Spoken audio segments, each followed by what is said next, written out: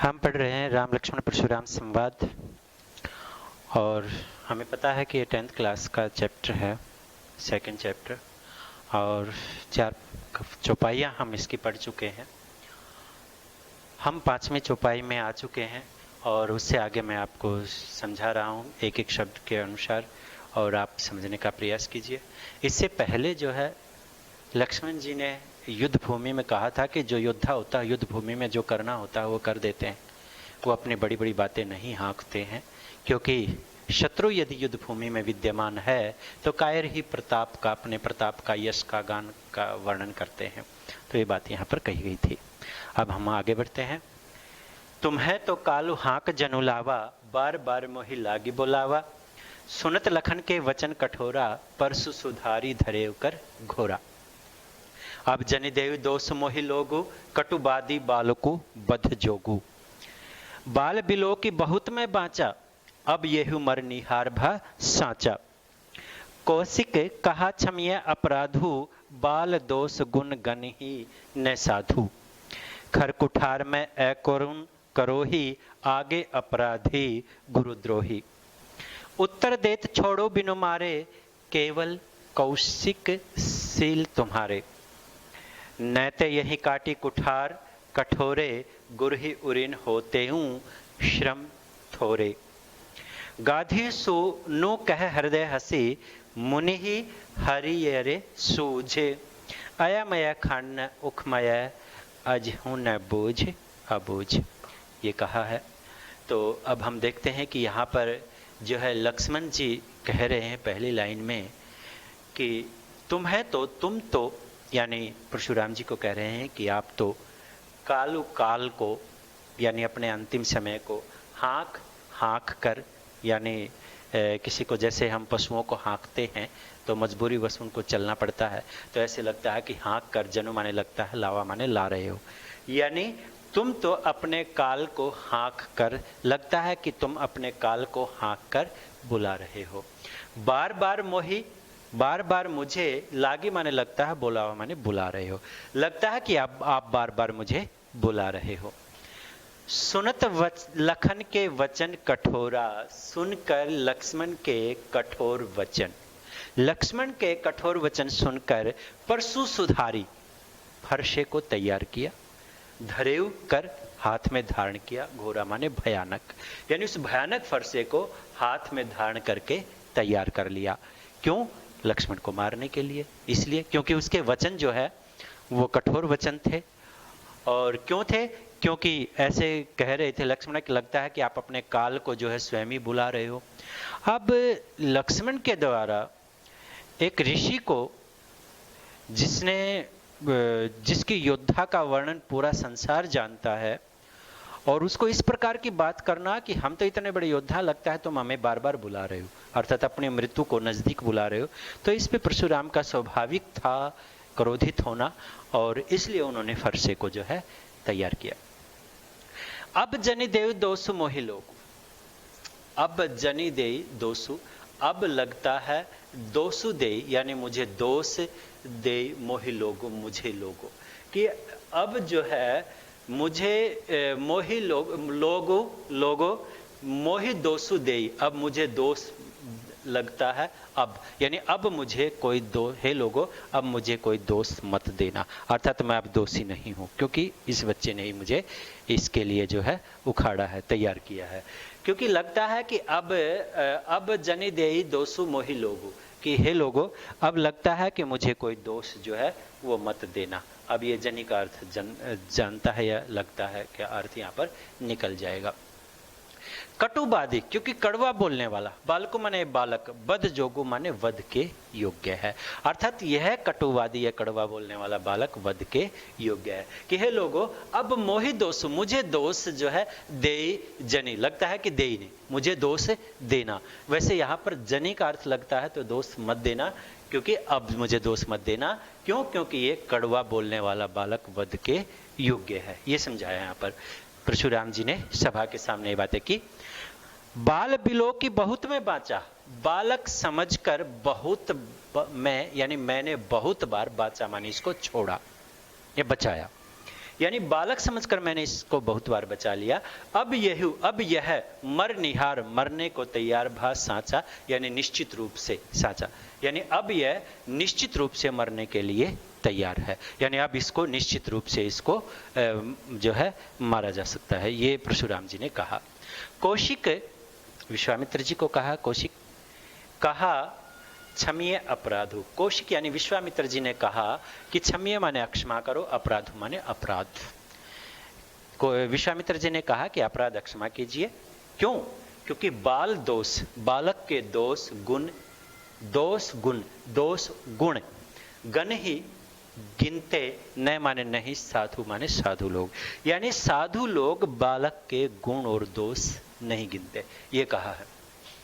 खर कुठार में अकुरुन क्रोही, अपने स्वभाव की विशेषता बताते हुए परशुराम जी कहते हैं कि मैं जो है खर कुठार, कठोर कुल्हाड़े वाला, मैं यानी परशुराम जी कह रहे हैं कि मैं जो है कठोर कुल्हाड़े वाला हूं, अकरुण करुणा रहित हूं, कोही माने क्रोधी हूं, यानी मैं इस कठोर कुल्हाड़े वाला, भयानक कुल्हाड़े वाला, करुणा रहित और क्रोधी हूं। कोही का अर्थ क्रोधी होता है, अकरुण करुणा रहित होता है।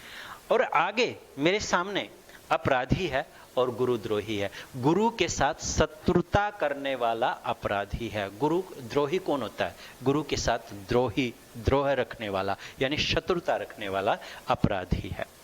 आकि मैं तो करुणा रहित, तो मुझे तो किसी से पे दया नहीं आती है, और मैं क्रोधी स्वभाव का हूं, और मेरे पास ये कठोर कुल्हाड़ा है, उन्होंने कहा, और मेरे सामने जो है अपराधी है, गुरु के साथ शत्रुता करने वाला है, ये बात की गई है।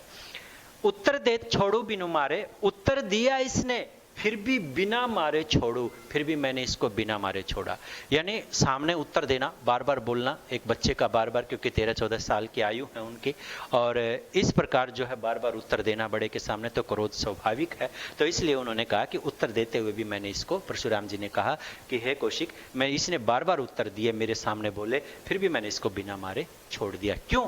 केवल कौशिक कि हे विश्वामित्र, केवल शील तुम्हारे, केवल तुम्हारे स्वभाव के कारण, यानी तुम्हारे ठंडे स्वभाव के कारण, शील स्वभाव के कारण जो है मैंने इसको छोड़ दिया है। नैते यही काटी कुठार कठोरे, नहीं तो यही माने यहीं पर, काटी माने काट देता, कुठार माने इस कुल्हाड़े, कठोर कठोर कुल्हाड़े से, नहीं तो अभी इस कठोर कुल्हाड़े से जो हमें काट देता है। कि हे कौशिक, केवल तुम्हारे शील स्वभाव के कारण मैंने इसको बचा रखा है, नहीं तो इस कठोर कुल्हाड़े से मैं अभी यही काट देता, उन्होंने ये कहा। और गुरु ही, गुरु के उऋण माने ऋण से मुक्त, होते हुए माने हो जाता, श्रम माने मेहनत, थोड़े माने थोड़ी सी, अर्थात थोड़ी सी मेहनत से ही मैं इसे गुरु के ऋण से मुक्त कर देता, ये बताया। गुरु उऋण, उऋण का मतलब ऋण मुक्त, गुरु ही, गुरु के होते हुए माने हो जाता, श्रम माने मेहनत, थोड़े माने थोड़ी सी मेहनत से ही, यानी मेरी तो थोड़ी सी मेहनत लगती, ये गुरु के ऋण से मुक्त हो जाता, अर्थात मैं इसे गुरु ऋण मुक्त कर देता, अर्थात मार देता। यहाँ कहने का स्वभाव यही है।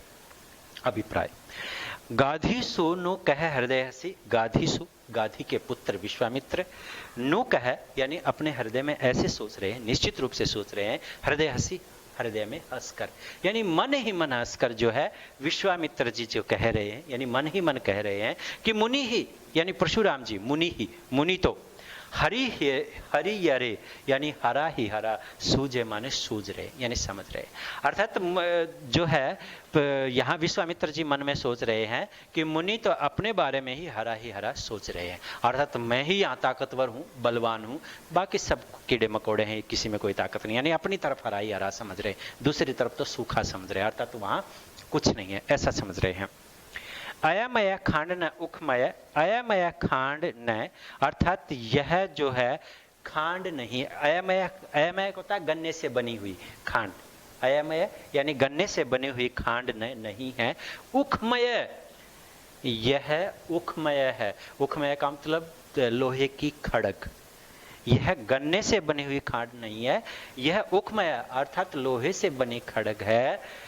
अजहू न, आज नहीं, बूझ अबूझ, यानी जानते हुए भी अबूझ बन रहे हैं, अर्थात ये अब जो है जानकर भी अनजान बने हुए हैं, अभी ये जान ही नहीं पा रहे क्योंकि बूझ जानते हैं, अबूझ नहीं जानते, अर्थात जानकर भी अनजान बने हुए हैं, ये कहा है। तो इसको मैंने समझा दिया, इसको दोबारा सुन सकते हैं, फिर हम दूसरे में जाते हैं चौपाई में।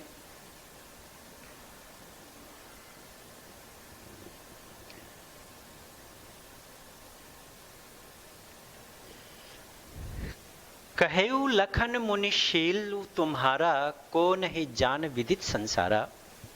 माता पिता ही उरिन भय नीके, गुरे रेनु रहा सोचू बड़ जी के। सोजनु हमरे ही माथे काढ़ा, दिन चली गए ब्याज बड़ बाढ़ा। अब आनिए व्यवहारिया बोली, तुरंत देऊं मैं थैली खोली। सुनी कटु वचन कुठार सुधारा, हाय हाय सब सभा पुकारा। भृगुबर परशु देखा बोहि मोही, विप्र विचारी बचो नृप द्रोही। मिले न कबहू सुभट रन गाढ़े, द्विज देवता। लक्ष्मण जी यहां पर कह रहे हैं कि हे मुनि, शीलु तुम्हारा जो शील स्वभाव है, को नहीं जान विदित संसारा, कौन नहीं जानता, सारा संसार उस स्वभाव के बारे में जानता है। माता पिता के उऋण माने ऋण से तो मुक्त, भय माने हो गए, नीके माने पहले से ही, यानी आप पहले से ही माता पिता के ऋण से तो मुक्त हो गए। गुरु ऋण रहा, गुरु का ऋण रहा है, मैं सोच रहा हूं कि वह भी जो है बढ़ गया होगा। यानी एक गुरु का ऋण रहा है, मुझे लगता है कि वह ऋण भी जो है अभी काफी जो है बढ़ गया होगा। सोजनु हमरे ही माथे काढ़ा, लगता है कि वह हमारे ही माथे मढ़ा हुआ है। दिन चली गई, बहुत दिन व्यतीत हो चुके हैं, ब्याज बड़ बाढ़ा, ब्याज भी बड़ा बढ़ गया होगा। अब आनिए, अब आकर व्यवहारिया बोली, अब आकर व्यवहार में बोलो, अर्थात अब दोबारा से ऐसे ही बोलो। तुरंत देई मैं थैली खोली, तुरंत मैं तुम्हारी थैली खोल देता हूं, अर्थात तुम्हारी असलियत जो है वो बता देता हूं। सुनी कटु वचन कुठार सुधारा, सुनी कटु वचन यानी कड़वे वचन सुनकर, कुठार माने कुल्हाड़ा, सुधारा माने फिर से तैयार किया। हाय हाय सब सभा पुकारा, सारी सभा जो है हाय हाय पुकारने लगी। ये कोई कठिन नहीं है, हाय हाय सब सभा यानी सभा में सभी जो उपस्थित लोग हैं वो हाय हाय पुकारने लगे। भृगुबर परसु देखा बही मोही, कि है भृगुवर, ये भृगु के पुत्र, परसु माने एक कुलाड़ा, देखा बहुत बार देखा चुके हो, मोही माने मुझे, यानी ये फरसा तो बहुत बार मुझे दिखा चुके हो। विप्र विचारी ब्राह्मण समझकर, बचो माने बचे हुए हो, नृप द्रोही ये राजाओं के शत्रु, ब्राह्मण समझकर बचे हुए हो, अर्थात आप ब्राह्मण हो इसलिए मैंने छोड़ रखा है। मिले न कभू, मिले नहीं कभी भी, सुभट माने गहरे गाढ़े, सुभट का अर्थ वीर योद्धा, रन माने योद्धा के यानी युद्ध के जो सुभट हैं यानी योद्धा हैं, गाढ़े गहरे योद्धा जो तुम्हें कभी नहीं मिले।